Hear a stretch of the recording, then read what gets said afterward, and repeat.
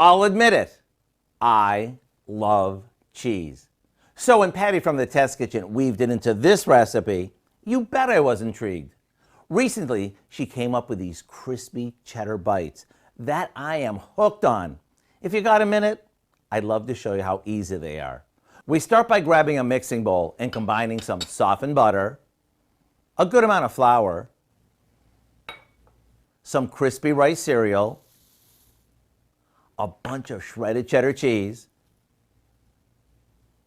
a little salt, and a pinch of ground red pepper. Now, with a wooden spoon, we mix it together until it forms a soft dough.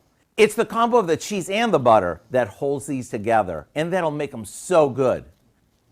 Now, we roll these into balls, so they're about the size of golf balls, and place them on a couple of baking sheets. Just make sure you leave enough room between them so when you flatten them, they don't run into each other. Now, all we do is pop these in the oven for 10 minutes or so, and they're done. Who would think something this simple could be so darn good? And when it comes to serving them, they're just as at home on a cheese board as they are floating on a bowl of tomato soup. To get the recipe for our crispy cheddar bites, all you have to do is visit our website.